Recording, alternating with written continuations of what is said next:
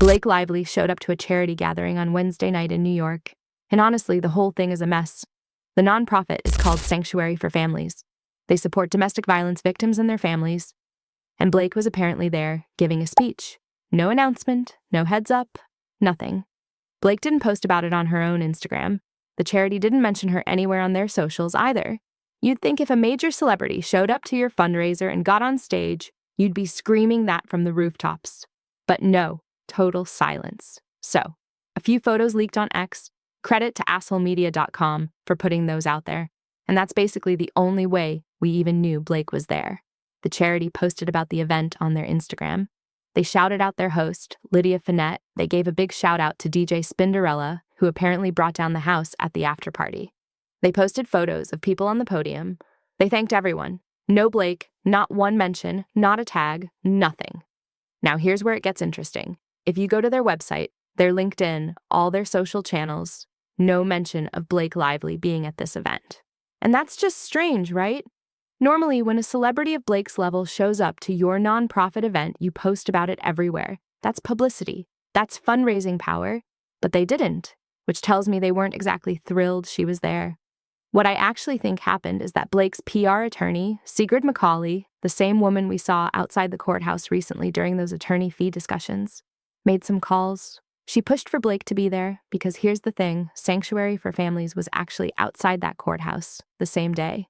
There was footage from Elsie Elridge TV where Elsie was interviewing Sigrid, and Sigrid straight up said, "You'll see a lot of advocacy work from Blake in the future." So Sigrid clearly had a strategy, and part of that strategy was getting Blake into this event. The idea, I'm guessing, was that even if the charity didn't announce it, someone at the event would take a photo. Someone would post a selfie. It would leak, and then Blake's team could point to it and say, "Look, she's doing all this incredible work quietly behind the scenes, out of the goodness of her heart." And that's exactly what her followers are running with right now. But the comment section under those photos on X, brutal. People were tearing into the charity for even letting Blake stand next to survivors. A lot of people saying she has no place being on that stage. And honestly, I get why people feel that way. This is an organization doing really important work for real victims of domestic violence. And Blake being there, especially with all the baggage she's carrying right now, does not help them. It puts them in the middle of a very ugly public fight they probably wanted nothing to do with. I keep thinking about what Blake actually said on that stage, like, what do you even say when you're standing in front of domestic violence survivors trying to make yourself relatable? Did she talk about her mom's experience? Because at the time, 100 event, she told that story about her mom being allegedly harmed by a female coworker. Maybe that's what she shared, or did she talk about what happened on the set of It Ends With Us, her claims about Justin Baldoni, the onesie comment, the various allegations? Because I genuinely cannot imagine how that speech went. If any of you were actually at that event, please reach out. I want to know what happened in that room. Now let's talk about Victoria Burke, because this is where things got really wild. Victoria is the creator of AB 933, the law that Blake has been leaning on very heavily throughout this whole legal situation. And Victoria came out publicly and said, "Blake doesn't deserve to be awarded attorney's fees." She went on multiple outlets to say this, and Blake's supporters completely lost it. One person on X called Victoria a willing participant in a smear campaign against Blake just because she went on channels like mine to talk about this. Another person said Victoria's choice to speak on certain platforms made her a fake feminist. Let that sink in. The woman who spent years creating a law specifically designed to protect survivors is now being called a fake feminist by Blake Lively fans. Because she doesn't support Blake, Victoria also appeared on Megyn Kelly and Billy Bush, which apparently is the ultimate sin in their eyes, and the attacks just kept coming. Not one of these people was actually engaging with what Victoria said. Not one of them addressed her actual point about how the law is being used. They just attacked her for where she chose to speak. And look, I think there's something real going on psychologically with these supporters. Supporting Blake has become part of their personality. It's not just about a celebrity they like anymore, it's personal. So when someone like Victoria Burke, someone with real credibility, a survivor herself, comes out and says, Blake is misusing this law, that is unsettling to them on a deep level. Because if Victoria's right, then everything they've been saying for months is wrong, and that's not something they're willing to sit with. So instead of engaging with her argument, they tear her apart. That's the only option they have left because the facts aren't on their side. To me, feminism is not about believing every woman who makes a claim. It's about equal rights, equal pay, equal opportunity. That's it. it has never meant that we suspend all critical thinking the moment a woman speaks. And watching these people attack Victoria Burke, a woman who built her entire career fighting for survivors while defending Blake Lively, a very powerful and very wealthy celebrity, is genuinely something. Now, let's get into the 2018 interview, because someone emailed in asking about it, and honestly, rewatching it was something else. This was for A Simple Favor, the Paul Feig movie, and Blake and Anna Kendrick were brought together for press in a New York hotel. The sequel came out last year, also with Anna, and by then there were already rumors everywhere that the two of them didn't get along on set. Anna even had that famous moment where she was asked about working with Blake again, and her response was, let's just say, not exactly warm. So going into this 2018 interview, the energy was already a little tense, and before I even walked into the room, there was drama happening in the hallway. A journalist from Mexico had just come out of his interview looking completely blank, like genuinely confused about what had just happened, and I overheard someone, a rep, a publicist, I wasn't sure who, telling him that his interview was being canceled. That instead of his actual interview, they were going to give him a generic pre-recorded clip that the studio had prepared. The reason, apparently he had said something during the interview that offended Blake and Anna. His English wasn't perfect, and from what I could gather, he'd used a word to describe their characters that they didn't like. He went all the way from Mexico for this, and he was leaving with nothing. I genuinely felt terrible for the guy. When I walked in, Blake and Anna were in the middle of a conversation, clearly still processing whatever had just happened with him. I asked them about it. They didn't really want to get into it. Blake said something like they had emotionally staged the room and were moving on with chocolate croissants. And just like that, the subject was closed.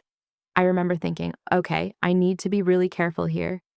But here's the thing, watching it back now, so much of what happened in that room makes complete sense in a way it didn't at the time. I asked them about confidence and insecurities because I thought it was an interesting topic, and Anna's response was fascinating. She basically said that in real life, it's the complete opposite of their characters. That she's the one constantly calling Blake and encouraging her, telling her she's good at interviews, that people like her, that people respect her. And then Anna topped it off with this very dry, I'm basically the reason she gets out of bed in the morning. At the time, it read as friendly banter. Watching it now, Anna knew exactly how insecure Blake was. And I think she was also gently ridiculing it. Because those specific things she was reassuring Blake about, that people like her, that people respect her, those are clearly the exact things Blake desires most. And Anna had clocked that.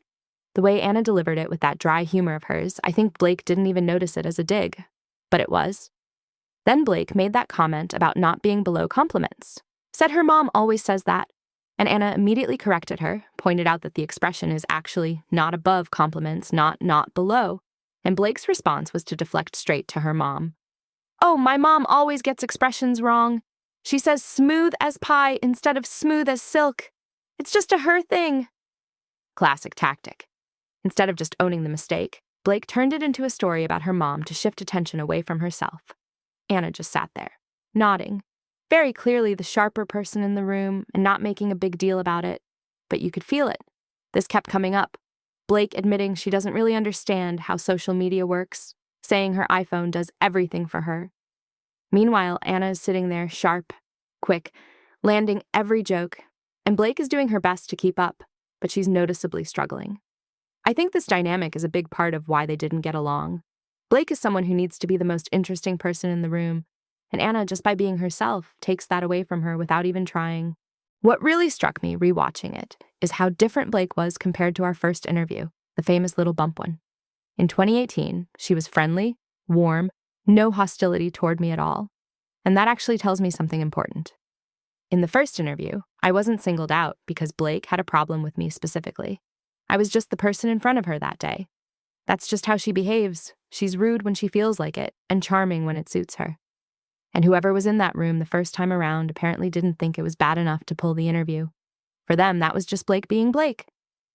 At the end of the 2018 interview, I complimented Blake on her jewelry, and she immediately turned it around and said she'd been admiring mine. Gracious, sweet, totally charming. And I walked out of there thinking, okay, that was actually fine. Then I went and interviewed Henry Golding right after, who is just genuinely one of the nicest people I've ever met in this industry. Warm, remembers you by name the next time he sees you. Just a wonderful guy. And then, of course, about a year ago, that audio came out. The clip of Blake on set of A Simple Favor, where she apparently touched Henry Golding without asking, and she and director Paul Feig were on audio, laughing about it afterward. And when you hold that up against everything Blake has accused Justin Baldoni of doing, the contrast is pretty hard to ignore. She built a significant part of her case around on-set behavior and boundaries, and then there's audio of her laughing about doing exactly that kind of thing to someone else. And look, I'm not saying that one incident erases another, but when you're the person who made boundary violations a centerpiece of your legal case, you don't get to also be the person laughing on audio about grabbing a co-star without consent. That's not how credibility works. And people have seen it. It's one of those things that keeps quietly adding to the pile. So, let's bring this all back together because there's actually a through line connecting everything we talked about today. The charity event, the Victoria Burke situation, the 2018 interview, they're all showing us the same thing about Blake Lively. And that thing is control. Blake needs to control the narrative at all times. She needs to control how she's portrayed, who gets to talk about her, what story gets told, and when she can't control it, things get messy. The charity event was a control move. Getting on that stage at Sanctuary for Families wasn't about supporting survivors.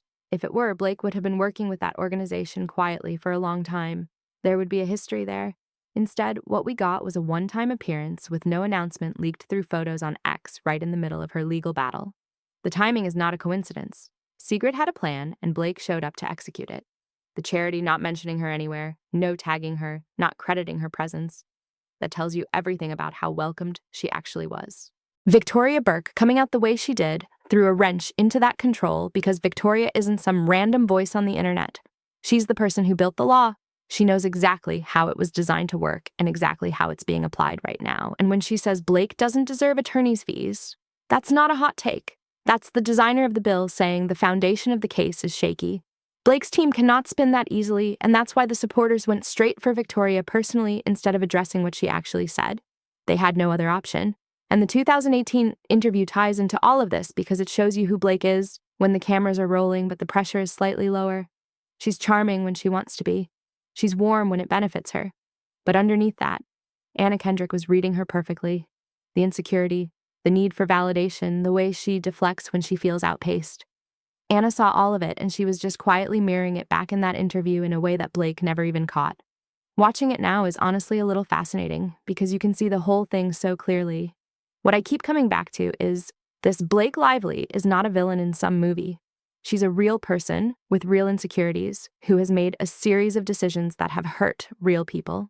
Justin Baldoni, his team, the crew members who got dragged into this, Victoria Burke, who watched her life's work get hijacked for a celebrity's PR campaign. These are actual consequences that fell on actual people.